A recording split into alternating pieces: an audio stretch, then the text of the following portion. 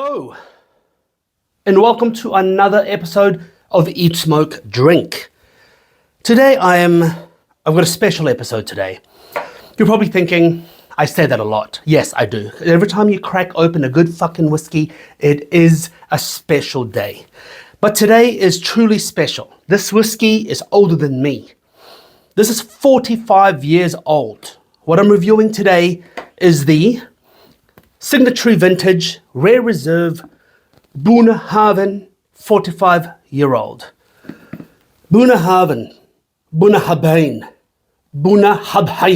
Is it Arabic? Bunnahabhain. I don't know. Is that even Arabic? Well, there's probably not going to be many Arabic people watching this video to offend. Bunnahabhain.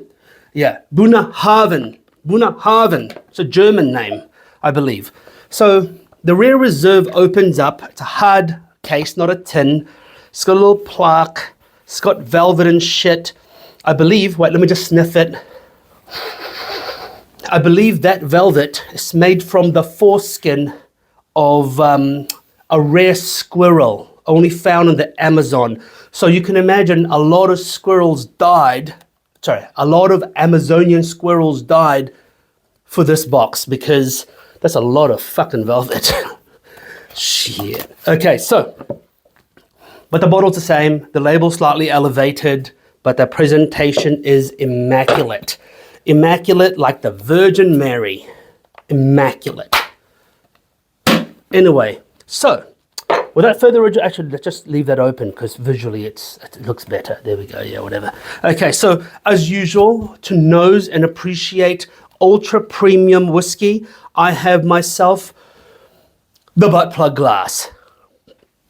Okay, the butt plug glass, and I have it on a sample bottle because we had it at a session and I do not want to have it in a massive open cavern. Okay, so I'm just going to pour a little bit, and if I feel like it, I might pour a little more. You can see my awesome labeling there, masking tape with Bunna 45, because I'm a lazy motherfucker. Anyway, let's look at the color of this whiskey. The color of the whiskey is dark amber, dark, rich leather mahogany color. It's like you're giving a try to MMA and boxing, and someone punches you in the kidney and kicks you in the dick, and the next time you take a piss, it's this color. Yeah, that's it. Anyway, let's get nosing. Oh wait, I think this is sherry cask. Doesn't matter. Who gives a shit? Actually, let's find out. Fuck. I'm chaotic today, ain't I? Yes, Oloroso sherry butt, as I suspected. Oloroso sherry butt. Everyone loves whiskey in the butt. I say it all the time because I mean it. Whiskey in the butt is great. I love it when I've got my whiskey in the butt. Let's get nosing. Oh. Oh my God. This is like, the nose is like ultra clarified and ultra concentrated fruitcake spice, baking spice, raisins. There is a dirtiness to it, wet soil, moss. There's a fustiness to it, fungal. There is a cereal bready note to that. I'm not sure what that is, but there's a bready note to it, like a sourdough.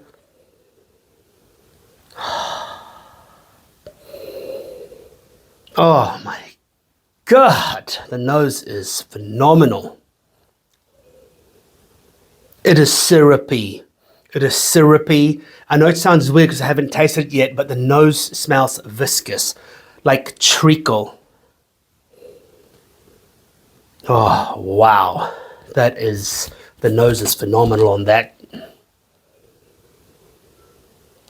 Wet leather, wet newspaper.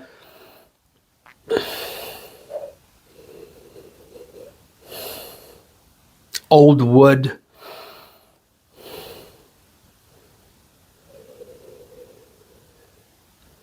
A little rust. I know that sounds weird, but I get a little rustiness to that. Like literal rust. Like when you handle nails that are rusty and you smell your hand. Everyone does that. Handle rusty nails, sniff your fingers. Oh, wow. The nose on that is fucking phenomenal.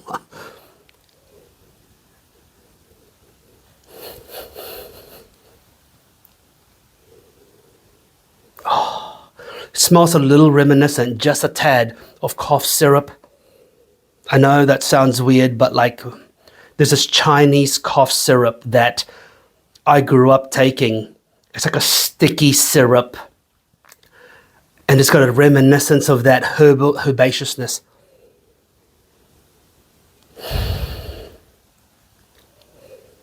Licorice, a hint of cloves. There's I know it sounds weird, but there is actually a very cognac-esque note to this, a very cognac-esque smell to this. Really bizarre, I know, but it's almost reminiscent of some cognacs. If I had to put a brand of cognac, I would say it's got that distinctive smell of Courvoisier cognac. I don't know why, but Courvoisier cognac to me really, really was memorable because there was something weird about it. Compared to the other cognacs I've sampled in one of my past videos, Courvoisier has a weird, strange phenomenon going on it. And it's got that strangeness. I don't know how to describe it.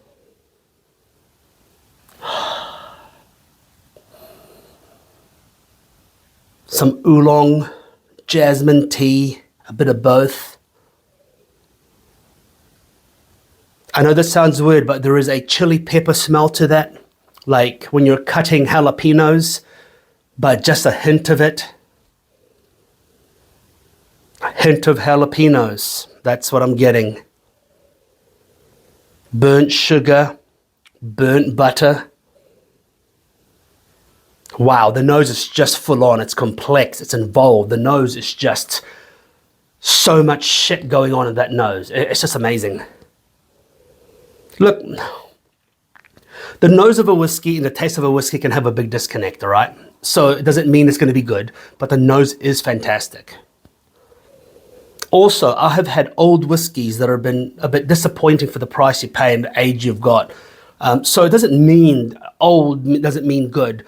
You know, like my past debunk video of myth busting, the bust of the busting bust, myth bust, busting, that video, that actually, I went through a lot of that whole age versus whatever, blah, blah, but I'm not going to go into that now, but let's taste the bejesus out of this and see how it goes, all right?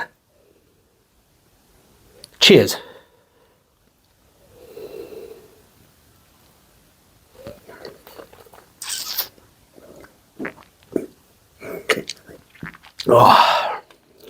Oh my God. Wow. 42%. Is that 42%? Holy moly. 42%, 42.6% at 45 cask strength. Wow. The barrel influence is insane. I can taste the Oloroso oxidation in there. Wow. I can taste like a yeastiness. Sourdough is definitely quite prominent, probably from the floor of the original sherry, who knows, but there's definitely a fungal note to that as well. Wow. Burnt butter, burnt sugar. There's a faint hint of smoke. I don't know where that's coming from, but a faint hint of smoke. I suppose they do some peated expression, so you might get some residual, who knows, but there's some smoke to that. The initial mouthfeel is sweet. It hits you, the sweetness, boom, it's sweet, and then it tapers off very quickly, and it becomes this weird, ridiculous umami, savory note to it. A slight bittersweet flavor, but a lot of this umami savoriness. Let me explain. This umami savoriness that I'm getting is like shiitake mushroom, shiitake water, a little bit of Japanese soy.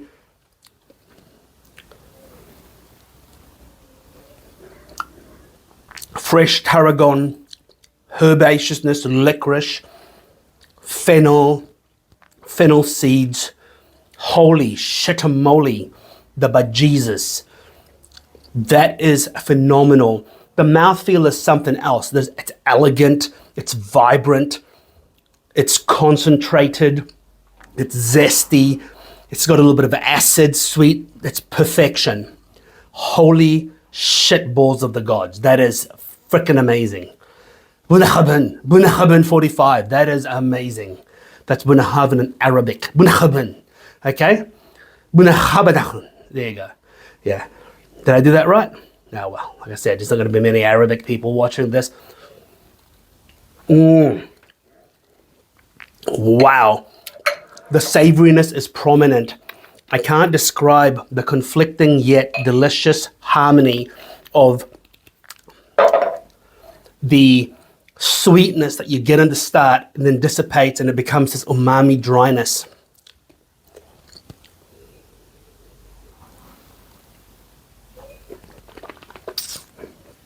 The ABV is cask strength at 45, barely. This is barely legal whiskey. 42.6. If they waited another year or two, that motherfucker could be illegal. That could be illegal. That could be under ABV, right? That's whiskey regulation jailbait. That's almost jailbait. That's barely legal whiskey. Amazing. And because they don't water it down, the concentration of flavors are all there. There's no gaps in flavor. There's no stretch in flavor. There's no new make alcohol. I'm not even going to water that down. You'd have to be a fucking savage to water that down. That is sipping absolutely perfectly. And when I say perfectly, I mean there is nothing else I could ask for it. Okay? There's nothing else I could ask for it. Holy shit. This is better than I remember when I tried it on the night. Probably because the glass that I'm using is a little bit more giving and a little bit more expressive. Anyway, 45 years old, does not disappoint. And actually for the price you pay for this, it's relatively utilitarian, actually. You know, if you get yourself a 45-year-old by distillery bottling, they're going to put that blue glove on and then ream you, okay? Because distillery bottlers will always charge you more for their whiskey than independent bottlers. This is why I love independent bottlings, because there's a single barrel, right? Not amalgamated a bunch of barrels to try and express their distillery, blah, blah. Okay, none of that shit. This is a single barrel. These guys were like, that's good. That's drinking good now. Let's put that in a bottle. Done. And let's go to Amazon, hunt down some fucking squirrels. Let's stitch up a giant squirrel foreskin leather. That's what you get. That's what you get. Holy shit. Anyway, I love that. I love that. In terms of cigar pairings, I'll be honest with you, I wouldn't pair this with any cigar at all. If you do, you're just going to ruin it. I think what you do is you would have this first. You'd have this first, and then you'll have your cigar with something else. This is way too delicate and way too delicate, elegant and delicate for a cigar to match its power. It just won't.